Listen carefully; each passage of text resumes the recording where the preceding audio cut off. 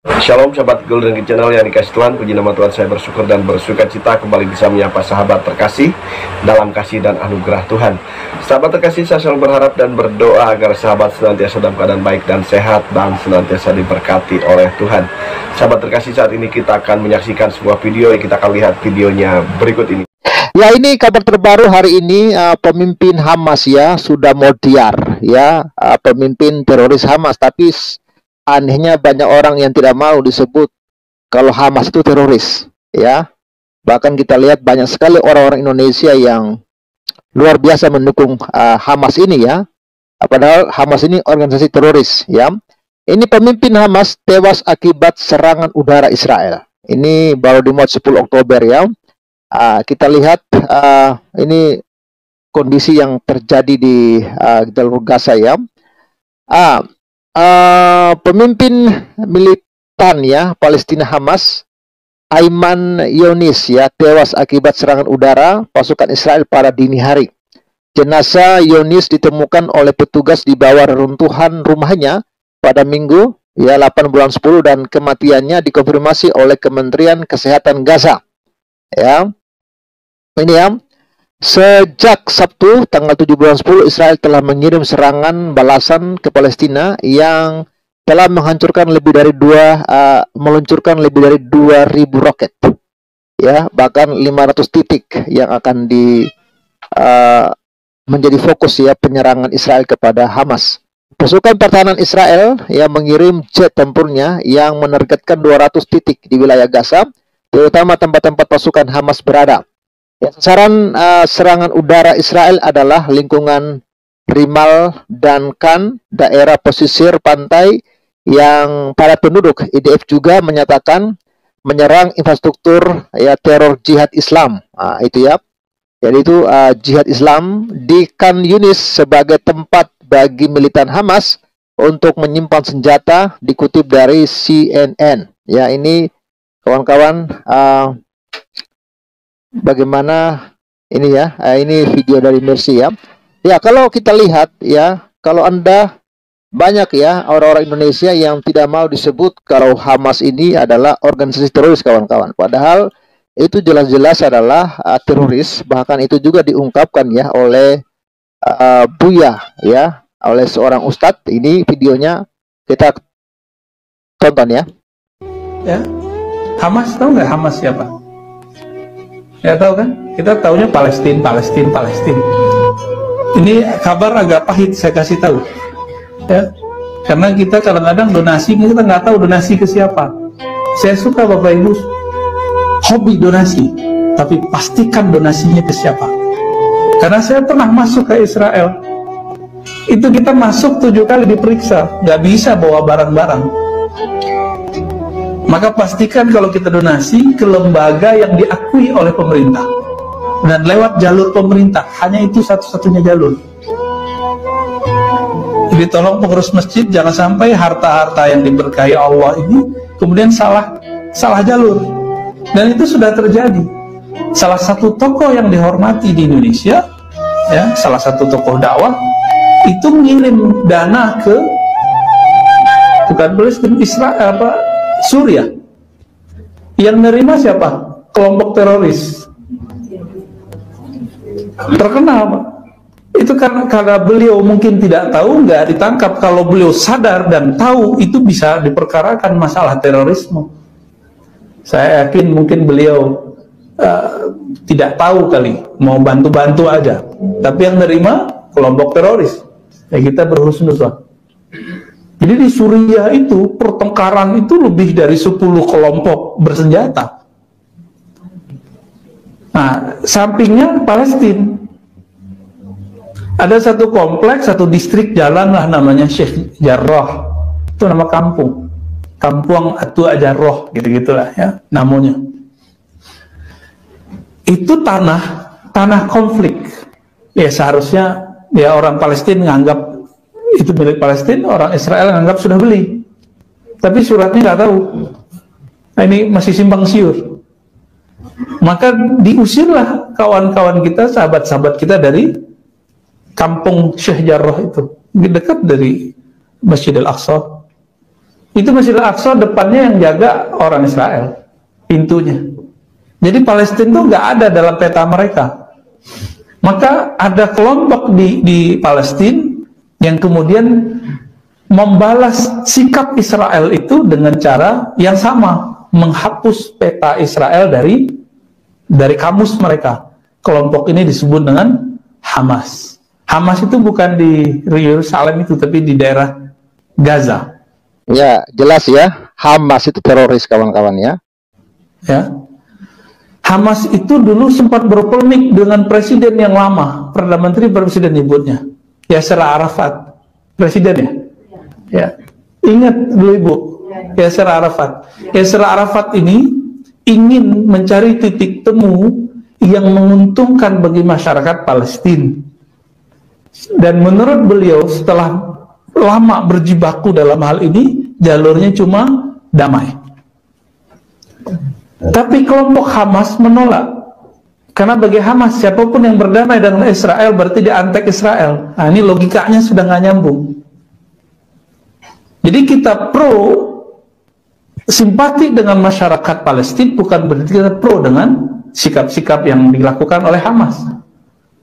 Hamas kemudian sampai hari ini menganggap siapapun Muslim Palestina yang ingin damai dengan Israel itu antek Israel dan boleh dibunuh. Nah, itu masalahnya. Pahit nggak kalau udah tahu kedua? Kalau udah mengerti begini, kita jadi bingung mau donasi. Iya, itu jelas ya kawan-kawan ya. Jadi seharusnya ini menjadi pencerahan bagi MUI, bagi Sukalah ya, yang rupanya sangat bangga ya dan senang ya dengan Hamas ketika Hamas menyerang Israel gitu ya kawan-kawan ya. Dan memang kawan, berita tentang Israel ya telah membantai Hamas itu memang bukan berita abal-abal ya. Itu sudah dimuat ya di beberapa portal berita dan memang itu real kawan-kawannya. Bahkan ini yang kita tayang tadi ini di Baru TV New York ya, juga TV Network ya. Ini ya, ratakan Hamas ya, pemimpinnya Hamas Modiar ya. Kalau dana udah ya cekek, Hamas pasti bikin ulah karena tahu orang Indonesia banyak yang on, pasti ngasih dana ya. Pemimpin Hamas bilang ya dari lain dan langsung bertemu 7 bidadari ya. Ini ya pada enggak ngotak yang ngatain Hamas. Mereka memperjuangkan negara mereka untuk merdeka. GWS loh pada. Ya jadi kawan-kawan, Hamas benar-benar sudah modern dan ya kita dengar ya, ini liputan langsung dari Palestina ya. Nggak tahu kawan-kawan apakah sudah dengar berita ini. Kita ini liputannya dari media-media Islam ya, karena memang mereka yang ada di Palestina ya, di sana. Kita dengar ya bagaimana liputan mereka. Senjata militer sedang dipasok dari Amerika ke Israel untuk membantu Israel menaklukkan Gaza. Ya, ya Allah, ya Allah.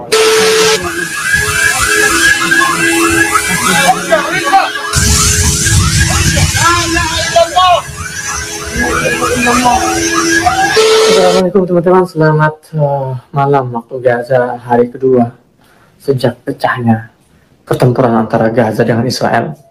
Saya mau mengajak kalian semua untuk update kondisi banyak yang tanya di Instagram, di YouTube bagaimana kondisi terkini. Dan saat ini saya lagi ada di Wisma, saya lagi numpang di Wisma Joso Rizal, Dr. Joso Rizal almarhum. Kita bisa lihat ini ya teman-teman. Memang saya juga kurang update karena kemarin tuh hampir 24 jam saya itu kehilangan akses internet. Walau ya, karena mungkin diputus oleh Israel karena salah satu provider internet yang ada di Gaza ini memang suplainya dari Israel gitu kan. Nah, itu Anda tidak tahu bersyukur ya. Anda sudah disuplai internet dari Israel, disuplai makanan, disuplai air, tapi nggak ada syukurnya ya. Tapi tetap aja Israel salah di mata mereka ya. Nah, tapi saya mau kasih lihat kalian semua nih kondisi di luar bangunan ini. Nah, kita lihat ya teman-teman. Ini adalah kaca-kaca yang pecah. Pecah nih, bolong tuh. Kaca berserakan. Ini kaca yang pecah dari mobil yang masih ini bekas roket. Ini bekas roketnya drone. Jadi kemarin itu kita lagi nongkrong di sini nih, teman-teman WNI. Di sini ada mobil operasional Mercy Hyundai itu dibom oleh Zionis, bam. Dan ini masih ada sisa-sisanya, terbakar hebat. Satu orang staf lokal Mercy di Gaza ya, penjaga bangunan ini, namanya Husni Solehah atau dipanggilnya Abu Romzi. Beliau syahid, meninggal, dan langsung dibawa ke ruang mayat di situ. Ya teman-teman, jadi memang ya itu pengalaman yang ya sangat campur aduk lah, sangat mengerikan. Dan sampai sekarang ini belum sempat kita bersihkan karena masih mencekam sekali nih, masih mencekam. Mungkin teman-teman yang ikutin Instagram saya ngelihat ya cuplikannya atau ketika saya lagi live langsung.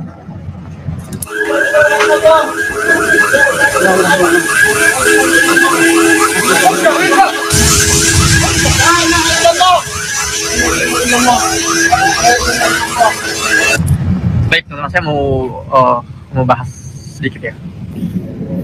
Iya teman-teman, jadi ini sudah masuk hari kedua. Korban dari kedua belah pihak masih terus berjatuhan. Dari Gaza sendiri ini sudah 413 warga ini meninggal. Kita doakan semoga syahid. Di mana 78 diantaranya itu anak-anak.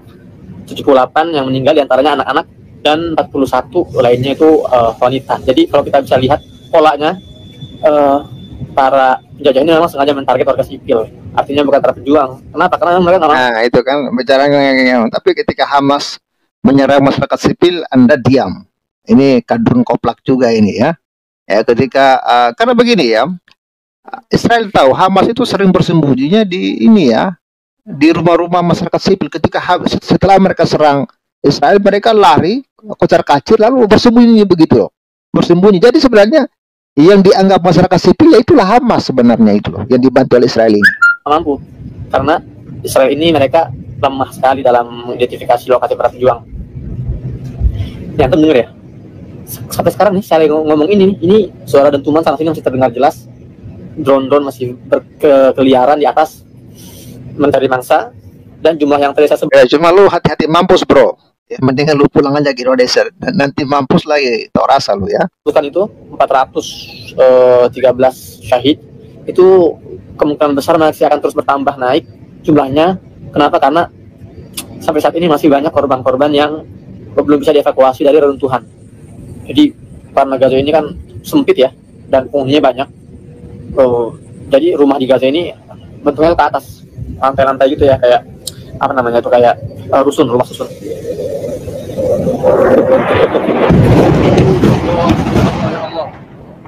Dengar teman-teman ya, sebelah sana itu.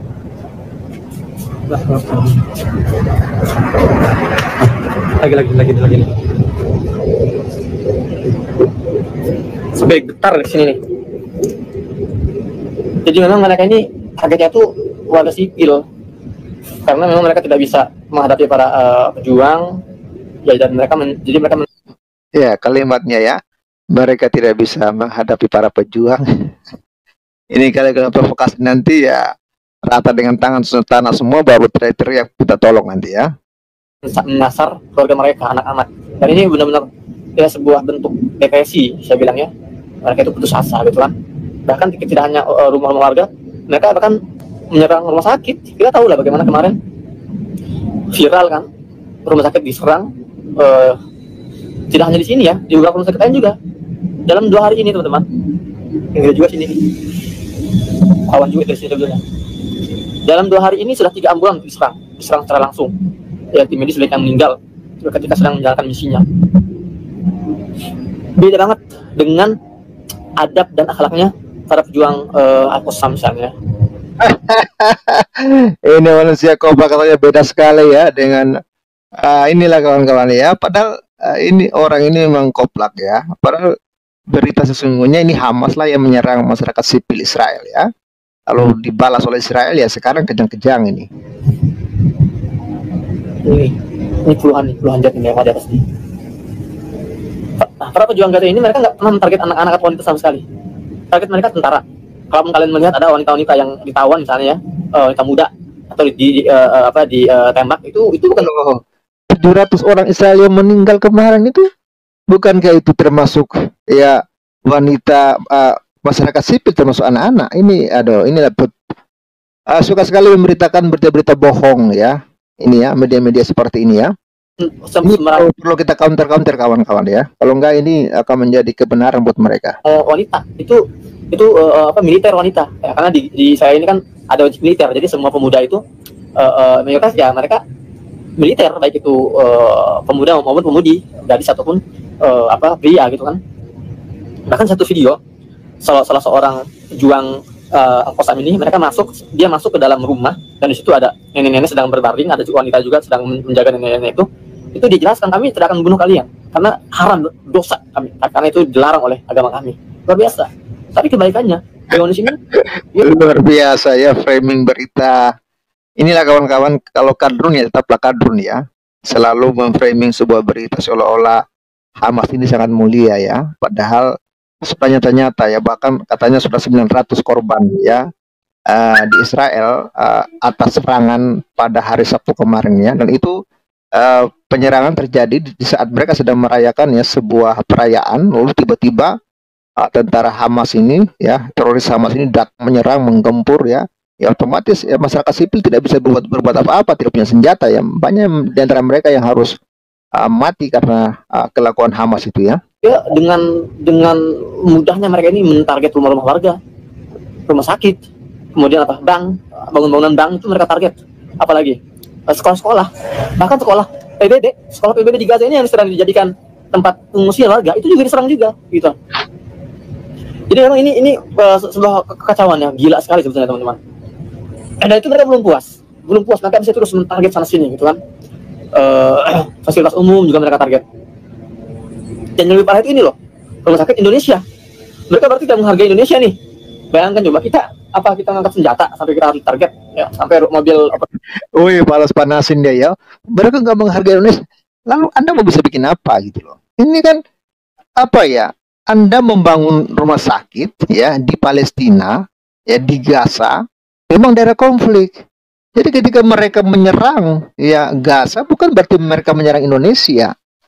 Ya, salah Anda karena ngapain Anda bangun rumah sakit di situ gitu loh. Jangankan Indonesia, PBB aja katamu tadi sekolah PBB aja dihajar kok. Ini bukan soal sekolah itu milik siapa, rumah sakit itu milik siapa, ya.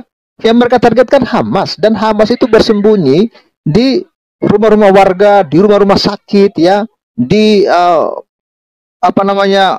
gedung-gedung publik. Supaya apa?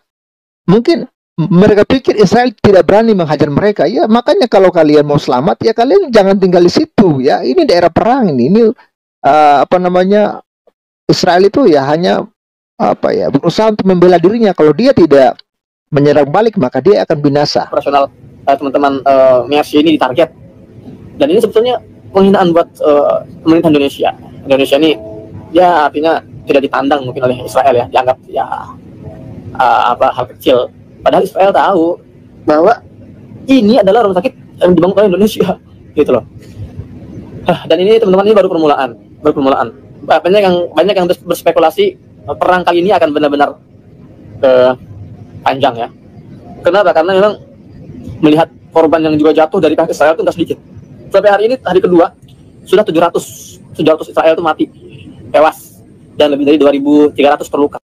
Itu ya tewasnya Israel ketika mereka diserang secara tiba-tiba ya di saat masyarakat sipil sedang merayakan ya sebuah perayaan. Saya lupa perayaan apa yang mereka rayakan ya, jelaslah mereka lagi ramai-ramai, mungkin jumlahnya ribuan orang ya, lalu diserang tiba-tiba ya jelas banyak matilah kawan-kawan ya.